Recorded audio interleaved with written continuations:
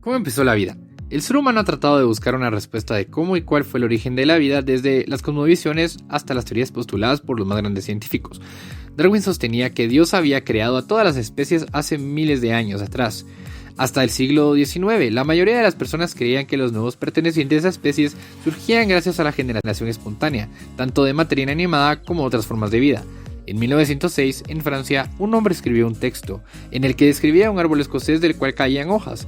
El viento las llevaba, las que caían al agua se volvían peces y las que caían al suelo en aves. Se creía que los microorganismos brotaban espontáneamente del caldo, que los gusanos aparecían de la carne y que los ratones surgían de las mezclas de camisas sudadas y trigo. Esto dio origen a los experimentos que refutaron la generación espontánea. En 1968, el médico italiano Francesco Redi contradijo la hipótesis que relacionaba a los gusanos de carne simplemente al mantener las moscas lejos de la carne sin contaminar, ya que sus huevecillos se vuelven larvas. A mediados del siglo XIX, Louis Pasteur en Francia y John Tyndall en Inglaterra desmintieron la teoría del caldo que producen microorganismos, ya que mostraron que no aparecen en el caldo estéril a menos que sea primero expuesto a los microorganismos que se encuentran en el ambiente circundante. De esta manera, votan por completo esta teoría, pero aún así el origen de la vida en la Tierra no fue abordado. Stanley Miller dijo: Pasteur nunca probó que ello no sucedió alguna vez, solamente demostró que esto no sucede todo el tiempo. Los primeros organismos vivos surgieron de los no vivos. Las nuevas teorías sobre el origen de la vida comenzaron en la década de 1920, gracias a Alexander Oparin en Rusia y a John B. S. Haldane de Inglaterra. Observaron que la actual atmósfera rica en oxígeno hubiera vetado la formación espontánea de las moléculas orgánicas necesarias para la vida, ya que el oxígeno reacciona con otras moléculas muy fácil, rompiendo enlaces químicos en un ambiente rico en oxígeno que tiende a mantener moléculas simples. La especulación de Oparin y Haldane demostró que la Tierra joven habría tenido muy poco oxígeno y por estas condiciones atmosféricas las moléculas inorgánicas complejas surgieron a reacciones químicas ordinarias. Algunas moléculas lograron sobrevivir en el ambiente sin vida y por ello serán comunes con el pasar del tiempo. A esto se le conoce como evolución prebiótica, supervivencia del más apto antes de la vida. Por ello, para Oparin y Haldane, la evolución química prebiótica dio origen a moléculas cada vez más complejas y en un momento, organismos vivos. El ARN pudo ser la primera molécula autorreplicante. En la década de 1980, Thomas Sech y Sidney Altman, cuando trabajaban con el organismo unicelular tetragimena, descubrieron una reacción celular que era catalizada no por una proteína, sino por una pequeña molécula de ARN. Sech y Altman le dieron el nombre de ribosima a su molécula catalítica de ARN, debido a que esta molécula de ARN era especial y realizaba una función que se pensaba que solo se realizaba por enzimas proteínicas. En los años posteriores, los investigadores descubrieron muchísimas ribosimas, más que se presentan naturalmente y que catalizan muchas reacciones diferentes, incluyendo el corte de otras moléculas de ARN y el acoplamiento de diferentes fragmentos de ARN. Los ribosomas también se han observado en la máquina celular, la cual fabrica proteínas, donde ayuda a catalizar la adhesión de moléculas de aminoácidos a las proteínas en crecimiento. Al mismo tiempo, los investigadores lograron sintetizar diferentes ribosimas, como aquellas que catalizan la replicación de moléculas pequeñas de ARN. Vesículas parecidas a membranas pudieron encerrar ribosimas. Las moléculas replicantes solas no constituyen la vida, deben estar encerradas dentro de alguna clase de membrana envolvente. Las precursoras de las primeras membranas biológicas quizá fueron las estructuras sencillas que se formaron de manera espontánea mediante procesos netamente físicos y mecánicos. Los químicos demostraron que si se agita agua que contiene proteínas y lípidos, estos se combinan para formar estructuras huecas llamadas vesículas, las cuales se asemejan a las células vivas en varios aspectos. Tienen bien definido un límite exterior que separa su contenido interno de su solución externa. Si su composición es correcta, se forma una membrana que tiene un aspecto muy similar al de una membrana celular verdadera. En ciertas condiciones, la vesícula puede absorber el material de la solución externa, crecer e incluso dividirse. Si una vesícula rodeara el ribosoma correcto, se formaría algo parecido a una célula viva, con estructura similar y podría llamársele protocélula, pero no sería evidente. ¿Cómo crees tú que eran los primeros organismos en la Tierra? Para poder llegar a esto, primero hablemos de cómo se formó la Tierra. Aproximadamente hace unos 4.500 millones de años, la Tierra estaba sumamente caliente. Una multitud de meteoritos chocaba contra ella, haciendo que se liberara aún más el calor. Los elementos más pesados, como el hierro y el níquel, se fundieron hasta el centro del planeta, donde aún están en la actualidad. Los organismos más antiguos tienen aproximadamente 3.500 millones de años, y a estos les llamamos organismos fósiles. El periodo en que inició la vida se llama Era Precámbrica. Como sabemos, la célula es la unidad más pequeña y básica de la vida. Ahora te preguntarás, ¿pero de dónde surgió la primera célula? Bueno, las primeras células surgieron de los océanos de la Tierra. Estas se llamaban procariotas. Estas células probablemente obtenían nutrientes y energía al absorber moléculas orgánicas de su ambiente. Como no había oxígeno en la atmósfera, las células debieron metabolizar las moléculas orgánicas de forma anaeróbica. De este modo, ahora sabemos que las primeras células eran bacterias anaeróbicas. Cuando estas bacterias se multiplicaron conforme el tiempo, debieron acabar con las moléculas orgánicas producidas por las reacciones químicas prebióticas. Moléculas simples como el dióxido de carbono y el agua aún eran muy abundantes, al igual que la energía en forma de luz solar. Lo que hacía falta entonces eran moléculas en las que la energía se almacenara en enlaces químicos. Algunos organismos evolucionaron para así tener la capacidad de captar la energía solar, y es así como surgió la fotosíntesis.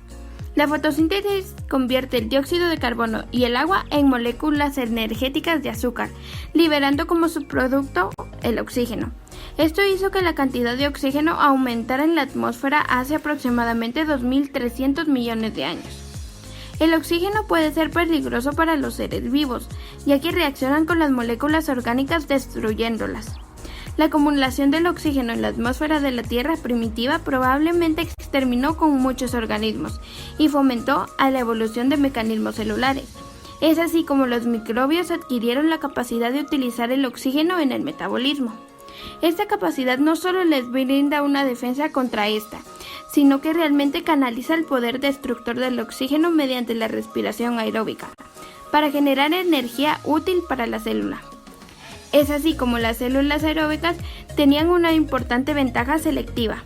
Algunos organismos adquirieron organelos encerrados en membranas. Como todos sabemos, las células eucariotas difieren de las células procariontes al tener un elaborado sistema de membranas internas.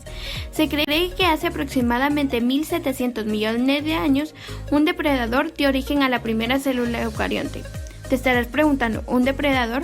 Bueno, como antes lo he explicado, había multitudes de bacterias, por lo que éstas brindarían una rica fuente de alimento para cualquier organismo que quisiera comérselas. Los paleobiólogos creen que una vez que apareció esta potencial población de presas, la depredación habría evolucionado rápidamente. Estos depredadores primitivos probablemente evolucionaron hasta ser más grandes que las bacterias comunes. Además, habían perdido la rígida pared celular que las rodeaba. En consecuencia, las células depredadoras fueron capaces de envolver bacterias más pequeñas en una bolsa de membrana plegable, y es así como fagocitaban a todas las bacterias a modo de presa. Después de haber explicado esto, podemos ver que es posible que las membranas internas de los eucariontes surgieran por el plegado hacia dentro de la membrana plasmática.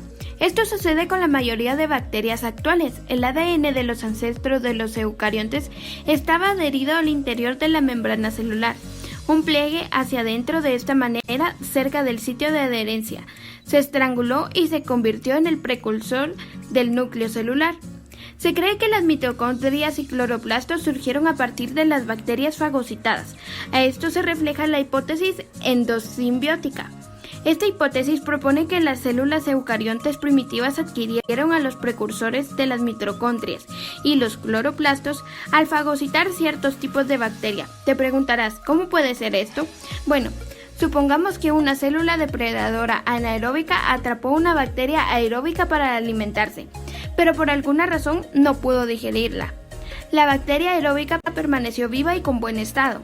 Y muy buen estado se podría decir, ya que el citoplasma de su depredador huésped estaba atiborrado de moléculas de alimento. A medio digerir, la bacteria aeróbica absorbió estos alimentos y utilizó el oxígeno para metabolizarlas, y como consecuencia obtuvo grandes cantidades de energía y se produjo prolíficamente. Es así como la célula anaeróbica, junto con la bacteria simbiótica, obtiene una gran ventaja sobre otras células anaeróbicas y dejando un gran número de descendientes. Una de estas nuevas asociaciones celulares exitosas logró una segunda proeza: capturar una bacteria fotosintética que de igual forma no pudo ser digerida. La bacteria floreció en su nuevo huésped y evolucionó gradualmente. Quizá otros organelos eucariontes también se originaron por endosimbiosis.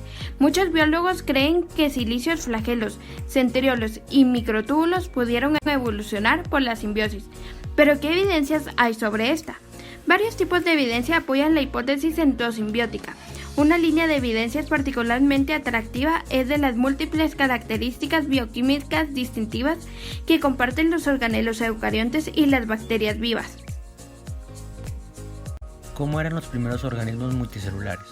Cuando evolucionó la depredación, ser más grande suponía una ventaja en los ambientes marinos. Las células más grandes fagocitaban más fácilmente las pequeñas. Además, se hacía más fácil para moverse rápido, tanto para cazar como para huir. Pero hay una desventaja con respecto a la obtención y distribución de los recursos en el gran volumen de estos organismos. Por ello, los organismos compuestos por varias células fueron adquiriendo ventajas. Un ejemplo de ello son las algas, que se encuentran en los fósiles de organismos multicelulares más antiguos, hace 100.200 millones de años, formados por eucariontes unicelulares que contenían cloroplastos.